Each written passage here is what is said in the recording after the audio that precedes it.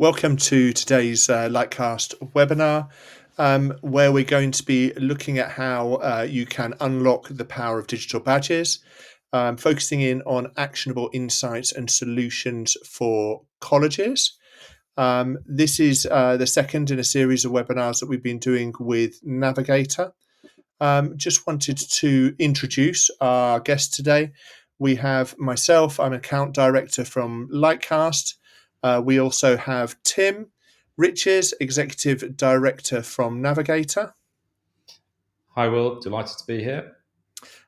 Good to have you here, Tim. And we also have Cameron King, who's the employment programme officer from the Royal Borough of Kingston-upon-Thames Council. Hi, Will. Hi, everybody. Really good to be here and looking forward to sharing some insights with you later. Thank you. Good to have you here, Cameron. So I just wanted to talk through the agenda that we've got today.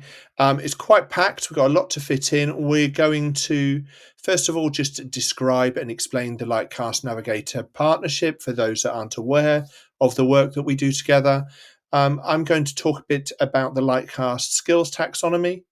Then Tim's got a section where he's going to talk about how that you can close the skills gap and the role of further education. Then we've got a case study from Cameron looking at WorkSkills in Kingston. I think it's then back to Tim for some practical implementation.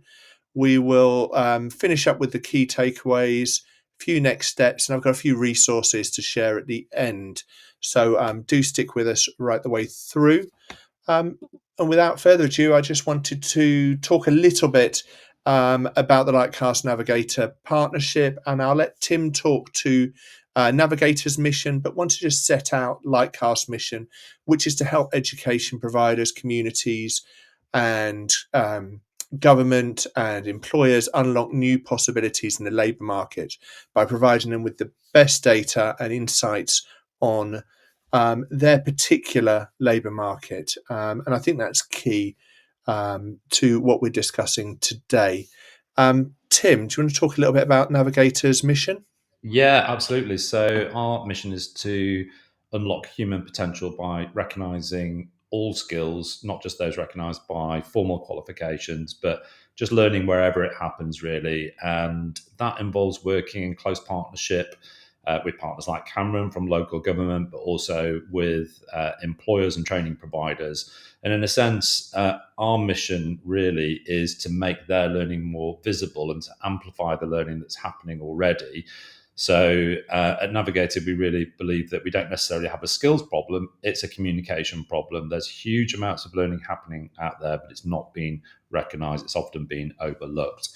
But why Lightcast? The backstory to that is we were designing lots of digital badges, and what we were seeing over hundreds of different examples is that people were describing the skills differently. So we didn't have that consistency across badges. So we went on the hunt for a skills taxonomy, which would help us bring that consistency and quality into digital badges. In a way, I see Lightcast like a sort of giant dynamic map of skills, which reflects the in-demand skills from employers. So when we put Lightcast skills into badges, we're putting them in a way that helps individuals describe their skills in the way that employers are using that language, but it also helps employers when they look at that badge because it contains employer-based language. So it helps us with creating better quality badges.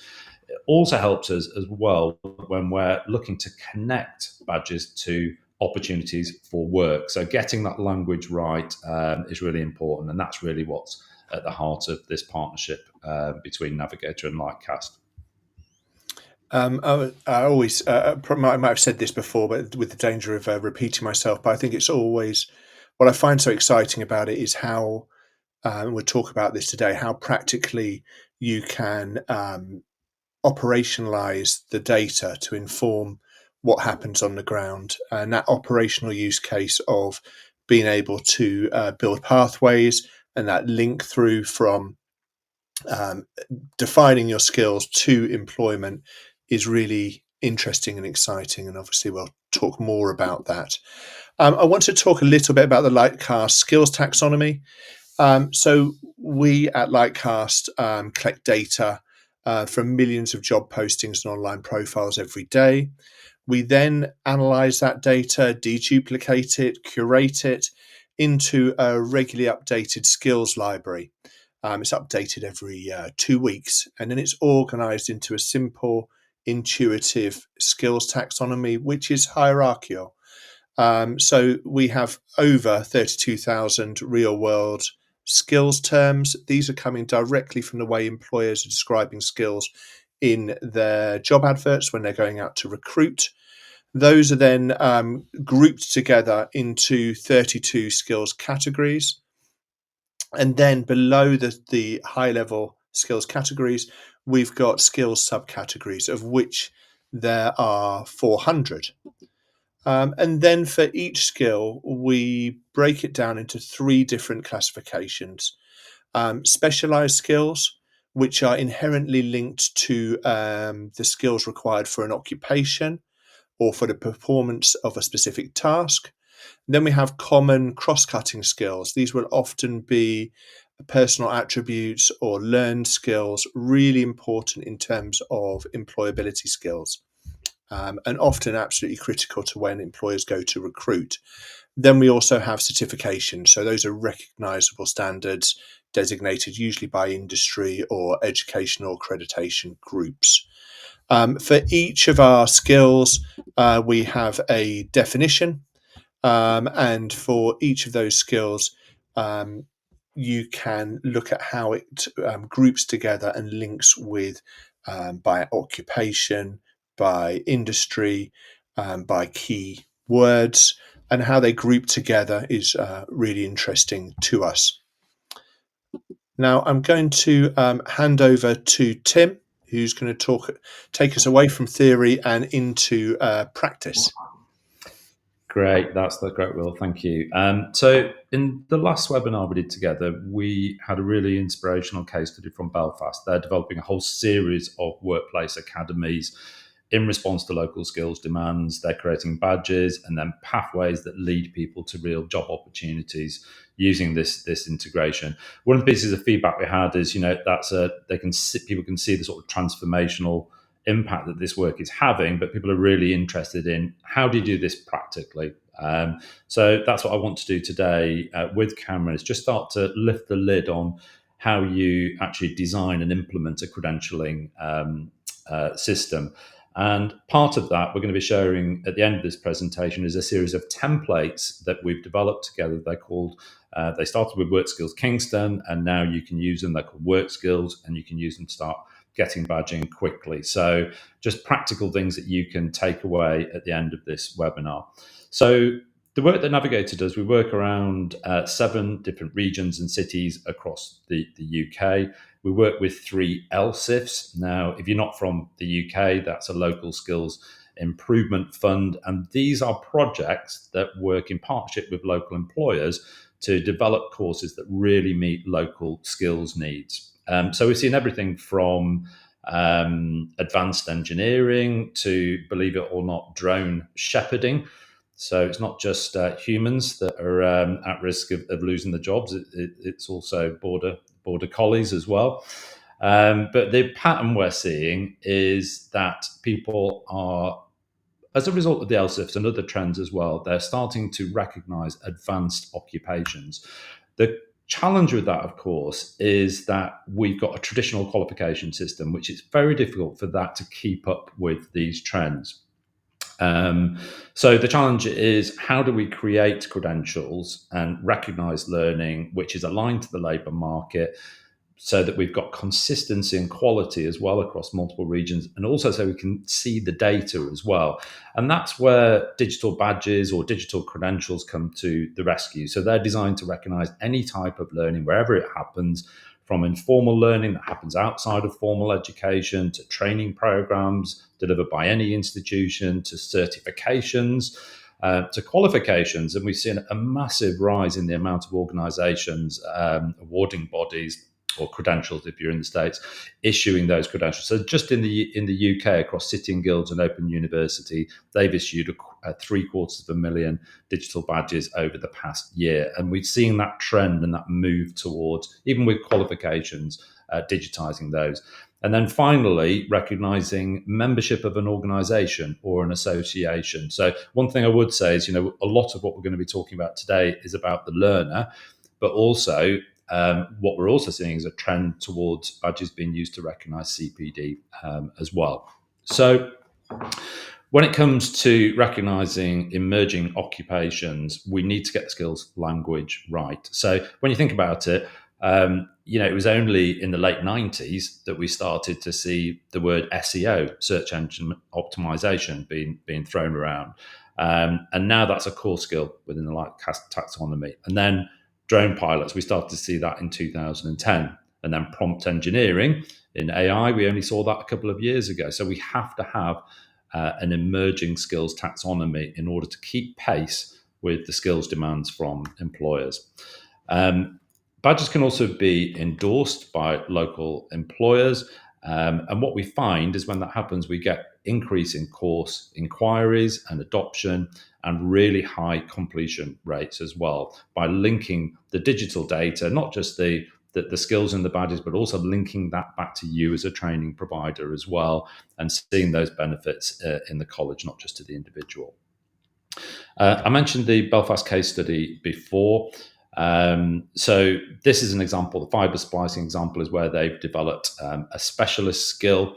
And then they've also created these pathways as well. So these pathways, then at the beginning of the pathway, the individual can see the badge, see the pathway, but rather than just seeing it as a course, they can see where it will lead. So powered by Lightcast, this is the other part of the integration. We can show people the real jobs that this leads to at the beginning of the pathway, which has a huge impact on individuals. So that's one aspect, is recognizing emerging occupations. The other pattern that we're seeing is that every training provider, wherever they are, want to recognize common skills, cross-cutting skills, like Will was talking about, around employability. So this is one of the opportunities we see to help the communities by creating a set of templates which you can use and adapt in your college or your training provider. So one of the areas where we've seen some really fantastic templates developing is in WorkSkills Kingston. Cameron has 10 years plus experience working with the DWP, the Department of Work and Pensions, for example, and has created these fantastic set of templates, which we're going to show you at the end, as I mentioned, and also uncovered a really interesting use case for badges around recognising people with SEND or special education needs and disabilities. I don't think Cameron has this in his next part of the presentation, but we should blow the trumpet really, because this programme is award-winning by One Ed Tech. It's a global award for creating pathways between education and work. So with that, Cameron, I'm going to pass over to you, and if you could share some aspects of the case study, that would be great. Great, thank you, Tim. Thanks for the intro. Really good to be here, and I've got to say, what you mentioned right up front, Will and Tim, it's what we're trying to create is got to be fit for purpose for employers, and to meet the skills demands that we have across the country and at a local level. The impact from WorkSkills Kingston, our digital badging program, has been extremely positive. And although we only really started in January this year, it's gained traction quite quickly, and the reason for that is the partnership work. Tim mentioned that the local skills improvement plans have contributed a lot to the research. A lot of the research has come from Lightcast, using Lightcast data and looking at labor force information, very valuable information from an employer's perspective and an industry's perspective.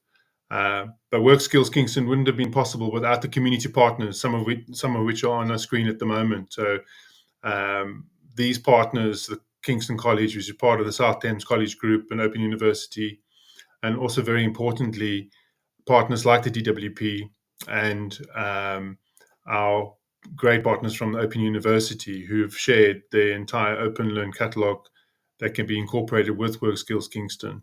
Now, the Kingston Chamber of Commerce, which is one of the local voices for business, endorsed the program really quickly and very early on, and getting the endorsement and getting the engagement from local employers was quite vital for us, to not only to validate what we were trying to do, but also get their continued involvement. We didn't want to create something that was only going to be around for a short period of time.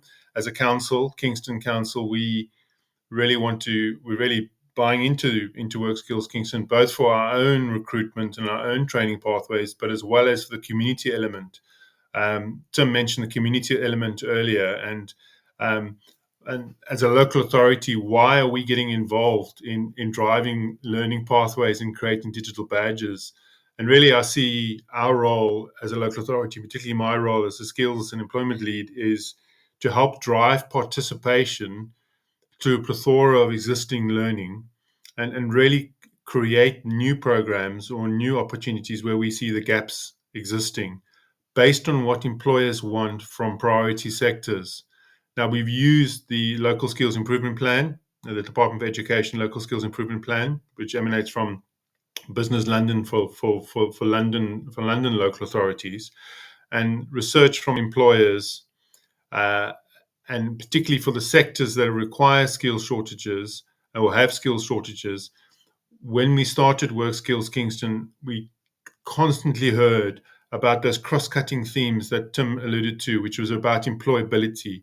Younger people aren't ready, perhaps, for the world of work, lack the communication skills, lack the essential skills for entering the workplace. But that also applies to older workers as well. People are looking to transition and come back into different careers or explore different sectors. So really the why for us is to be able to create a community platform that is linked to labour market, hence the relationship and the exciting relationship with Lightcast and the link with the job board. So essentially what we're trying to do is create the skills up front, allow businesses and job seekers to access micro credentials, but then also be able to explore real live vacancies that are local and regional for people to explore. The how is very important, and that's where Navagatr came in. So when the Kingston Employment Skills Partnership, we're looking at options. We were originally looking at an employability passport, as it were, and then through research we came across Navagatr and the great work they've been doing with some of the other regions of the country. And the Navagatr platform, the digital badge platform, appealed to us because of the link to the Lightcast skills taxonomy, the relevance of labour market, real-time labour market data, but also the interoperability of and the ease of integrating existing learning and new learning into a digital badge. And the how came from the partners that are on the screen here, the likes of the DWP, Kingston Chamber of Commerce, Open University, the council itself, and of course the South Thames College Group, where we work closely with Kingston College. And we created a framework, an employability framework. And this also emanated by and large as well from our local university. Kingston University are the leaders in terms of future skills in higher education, have created a future skills program that is very much linked to essential skills. So we thought, from a welfare to work perspective, let's create a community platform that can service level 3 and below initially, but now we're looking at exploring, and we have started creating vocational pathways with Navagatr in terms of digital badging. Now, the impact from our pilot originally was fantastic. The DFE gave us some fairly challenging KPIs to meet for the funding. Essentially, the funding was around supporting and creating digital badges for SEND. And that's very important to us as a local authority, because we need to help our hardest to help residents. And I'm pleased to say in our community in Kingston, we have a highly engaged Achieving for Children's Services, as well as the College SEND Foundation team, who are magnificent in helping to create some really authentic and engaged badges. And what I mean by that is employability badges with advice and guidance. And other partners have seen the benefit of that and started creating creating additional badges. The information we have on the screen at the moment was from that particular pilot. I'm pleased to say we're now well over approaching 700 issued badges, and we have almost 60 badges to issue very soon, all around employability, but also now looking at that vocational piece that I mentioned earlier. Now, data is great, and it does give us a lot of validation and helps us look at engagement levels. Now, as a council, the essential skills and the work skills element is vital for us. So we want to use the employability framework that we've created with Navagatr and partners as the baseline, as well as digital skills. The why element again is why digital badging, but digital badging is a really good way for us to be able to introduce some basic digital skills to people, and then also give them an opportunity to progress into a pathway and ultimately either find a job through the likes of Lightcast job board analysis or through an employment engagement and activity.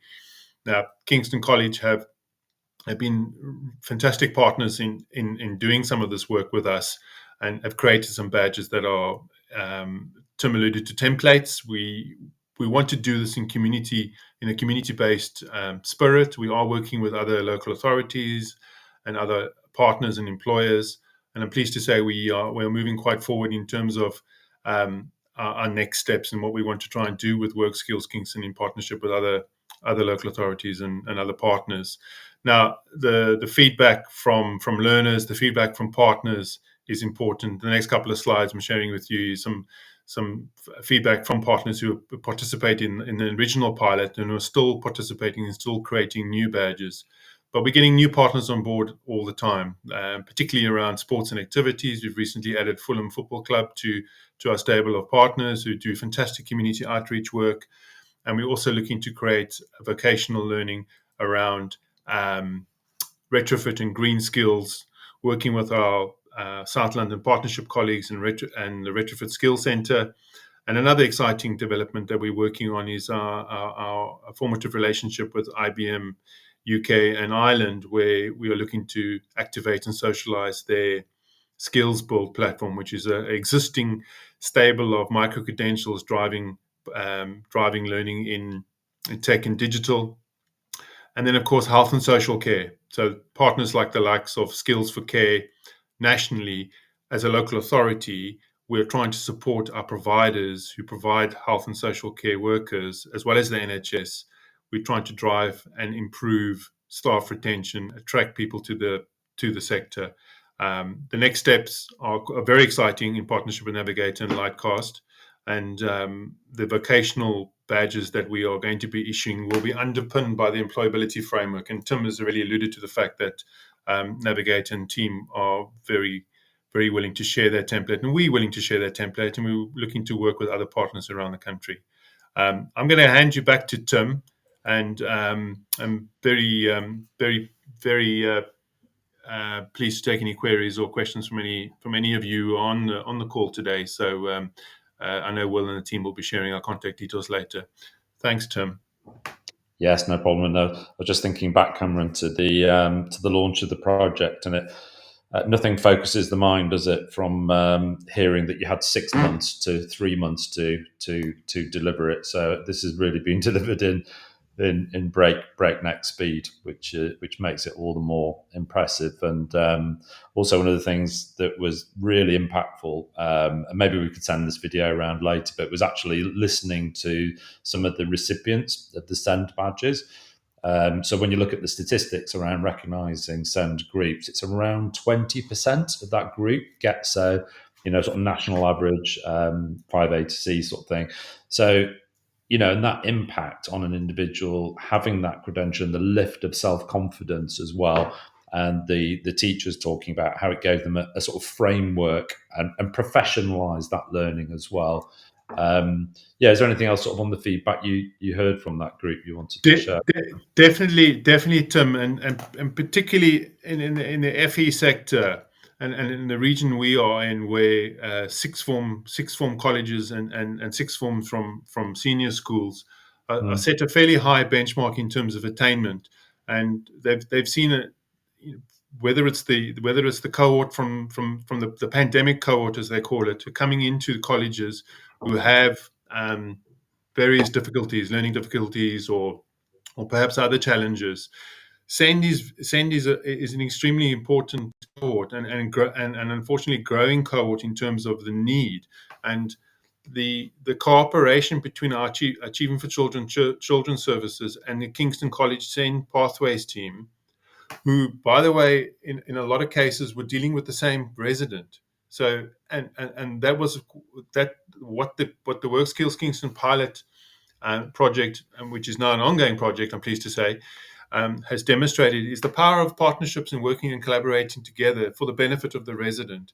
And as you say, the employability framework created a framework for the college tutors, as well as the caseworkers from Achieving for Children and other partners like the Job Centre and the council itself, just to create a baseline framework that also included other national partners, the partners like Movement to Work and Youth Employment UK, and the great work that the partners like the South London Partnership Careers Hub, which is linked to the Careers and Enterprise Company.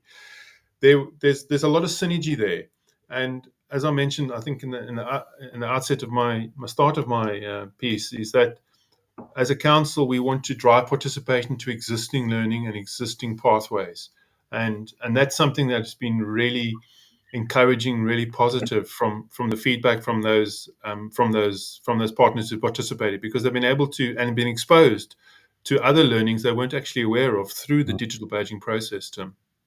Yeah, no, it's been really inspirational to watch, and that synergy maybe is a good sort of link into this next piece, really. And just quickly summarising, then, so the digital badges have been a great way to recognise skills across a wide range of groups, but they've been really inclusive, as Cameron's just been mentioning.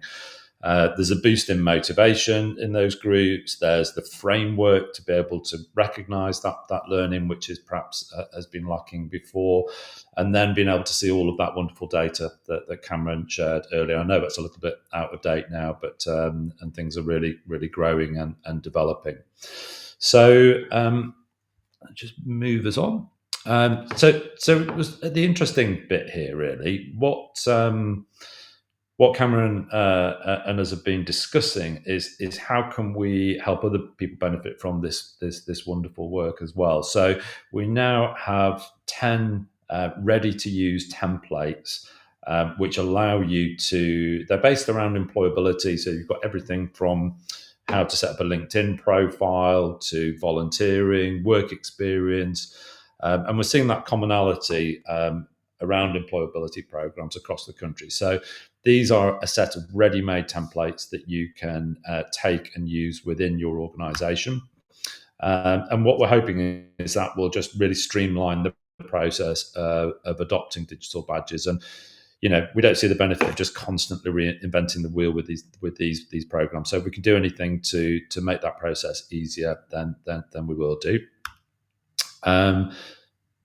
Just if you could just move the slide on for me, please. So we also have a set of AI-driven tools that help you develop badges quickly. Within there is something called the Navagatr badging framework, and that just gives you a framework to design badges quickly.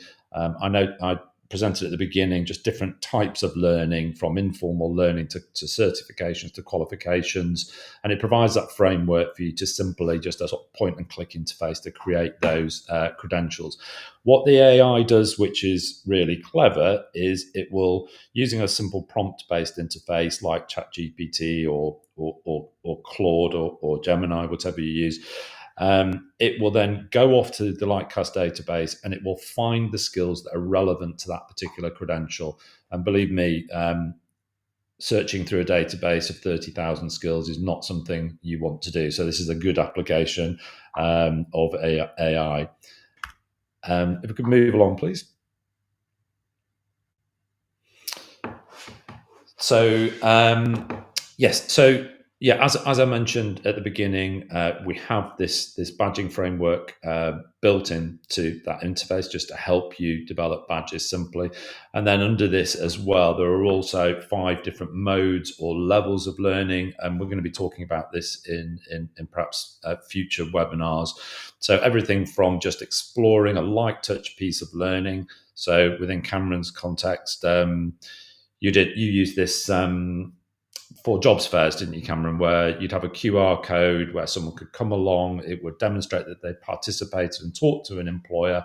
But beyond that, the framework then deepens that learning into developing knowledge, applying skills in practice, teaching skills. So just to reinforce again that these aren't just for the students, they're for the teachers, and passing on skills, which is an important skill in itself, and leadership as well. So there's this deep sort of framework embedded here, which allows you to develop badges rapidly and in a consistent format. I don't know if you wanted to say anything about that, Cameron, at this point, but Definitely, the both at the job fairs and employer insight sessions and other partner events, using the QR code and posters and people claiming badges themselves and driving the participation themselves was really well received, and actually the engagement levels for the job fair was fantastic. So in partnership with in partnership with the DWP and the local job center, Kingston Job Centre, we embedded the government's job help campaign within the badge, the Navagatr badge to WorkSkills Kingston, and that was quite powerful because we're introducing digital badging to people. They can claim it themselves on their smartphone, and then there's a call to action there, and they can go further explore and get some additional support. And we found that a really effective way, both for residents, but then also what you were talking about earlier, Tim, which is quite interesting, is that at like employer events, the CPD element is quite important, particularly now with the prevalence of information around AI upskilling and technologies like that. So we found that a really good way of engaging with residents and partners, and it's a very simple thing to do, really. Yeah, no, it's the first time we'd really tested that approach with the QR code claiming. And just to reinforce, I suppose, that these are quite low stakes participation credentials, but then they lead on a pathway to deeper learning and application of skills. So that was another really interesting finding, really, from this partnership. So just quickly to mention quality assurance, we carry out what we call sort of basic quality assurance. So that's making sure that the metadata is written correctly, and that the branding is accessible as well, and compliant to industry standards. And we also have partners who work on a more detailed quality assurance as well, for higher stakes learning, but just kind of trying to increase the quality of those badges. So just sort of wrapping up, really, we have those templates available for you. You can use this QR code. We'll also send out a link as well. So if you use this link, then we'll know that you're interested in the WorkSkills program and the badges. And we can get those put onto your account within Navagatr, and they're available to anyone with any account in Navagatr to use. On the 31st of October, we're running a training session, so anyone who wants to ask questions about how to implement them, great if you can set up your account beforehand, and then we can make that a really practical session with you. And then just to sort of summarize, and you might want to chip in, Cameron or Will here as well, but so digital badge is a really flexible way to recognize any kind of learning. Just to mention as well that over 200 million have been issued worldwide now, and we're really seeing growth in the adoption of badges, from an informal learning right the way through to credentials and qualifications as well. So great for closing the skills gap and really aligning with the skills that employers want, and particularly around emerging qualifications and occupations rather. They boost participation and inclusion, as Cameron mentioned, with the SEND programme. And it just helps you as an organization just leverage all of this innovation, that through an integration, bringing different partners together. There's the Lightcast technology using the Navagatr technology. And of course, you're also able to use the innovation that's come through WorkSkills and other projects who are innovating in terms of creating and sharing employability frameworks as well. So I hope the session has been really useful. Cameron, was there anything you wanted to add at the end, or? Yes, thank you, Tim.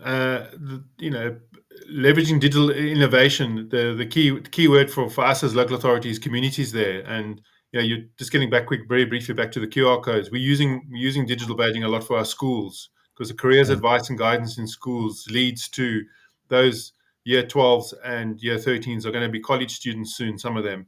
And we found engagement with digital badging really high, particularly in sixth form enrichment days and school careers advice and guidance for sectors and insight sessions.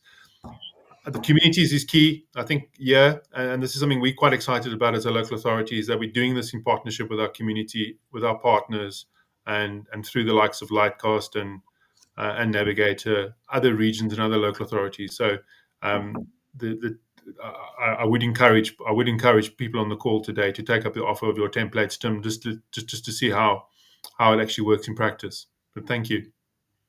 Yeah, absolutely. And a lot of work's gone into those templates, and like I'm saying, really, hopefully it'll streamline the process and just make it easier to adopt digital badging, knowing that they've been through a process of quality assurance as well already. So hopefully it'll give you a leg up. So I think we're back over to you now, Will.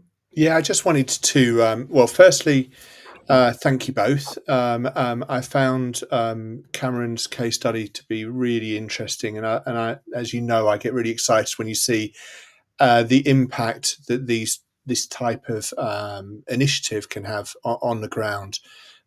With that in mind, we will endeavour to share the video that we were discussing as part of the follow-up email. I also just wanted to.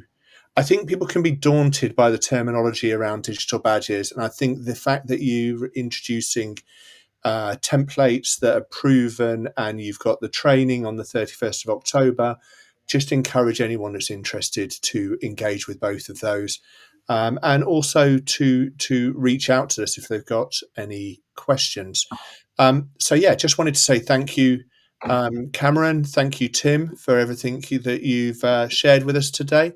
I wanted to just mention a couple of resources that we've got that link back to skills, which obviously has been a kind of a through thread in today's webinar. On our website, we've got a interactive page, which is basically looking at the AI skills outlook globally across 16 labour markets in North America, Europe, and Asia Pacific. And the links here, but do have a look on our website and have a play with that, and look at the results that come through. We've also got something very similar, also an interactive page on our website, the links there, but this is looking at the digital skills outlook, looking at skills insights again, highlighting key trends in the digital skills revolution across 15 global labour markets that we at Lightcast are working on. And I think it's that point really of how a skills taxonomy can be used in many different ways, and to really compare what's happening in your area to other locations, even if some of those are global. So that brings us, I think, to the end. As I mentioned earlier, we've got contact details. Do reach out if you've got any questions. And if you want to connect in with Cameron, do contact either myself or Tim, and we'll put you in contact. And I think that brings us to the end of today's webinar. So thanks to everyone that's made it to the end. And we will, I'm sure, be back with Tim and potentially Cameron for future webinars. Bye, everybody. Thank you. Thanks, Will. Rob. Hello. Yes, I'm here. I didn't mention the chat box right at the beginning, so we might have to go right back to slide one. I think that'll be okay, actually, Will, because I'll put a message right at the beginning when it goes Okay. out, and I think people will see it, so That's fine. that should be fine. Great webinar. Thank you so much for that, and it all went very well, all very clear, very smoothly. I think it just, from my perspective, just that little bit to edit out, when we went to the video bit, but other than that, really fantastic. So good stuff. Thank you. Yeah, thanks so much, good. Cameron. Thanks, Tim. Pleasure. Great to work with you guys. Thank you very much. Look forward to the. Well, I'm going to join. It's on Tuesday. The Q&A is on Tuesday. Yes. Did you want to join that, Cameron? Yeah, I spoke. Tim and I caught up yesterday, so I'm free. I'd love to join that as well, if even just to observe the questions that are coming in. Yeah. The only slight thing with that, Cameron, is I might have to give you. Well, actually, what I did with Tim last time was I called him Mark Riches rather than Tim. The reason being is it kind of looks odd that you might be answering questions like as it sort of goes through if you're actually on the webinar, really. So I just have to have a think about that. But certainly, if you want to, sorry. As long as we, thanks for hosting us, by the way, Rob. It's all running nice and smoothly now, so that's great. Feels like we've got a formula together. But so next week, as long as we can be in the chat, we just can't interact with the chat. Yes. Although having said that, I mean, I suppose until we finished, obviously. Yeah, you could. I mean, Tim, you could answer questions during Cameron's bit, Right. and Cameron, And you Cameron could could answer do the questions. same. As long as you're not sort of, it just looks a bit weird if you're answering questions at the same time as talking, I guess. So as long as you avoid that, that would be fine. Oh yeah, for sure. Okay, I will set that up, and I'll send you out the links on Monday for you to join that. I'll send you. I hope to just edit this in a few minutes, so hopefully by the end of the day, I'll send a recording of this to you so you can have a look if you wanted to have a look through it. So, but great stuff. Yeah, thanks so much. Thank you. So, Thank you. Thanks very much. Bye. Nice to meet you all. Take care, everybody. Bye-bye. Bye. Sorry, trying to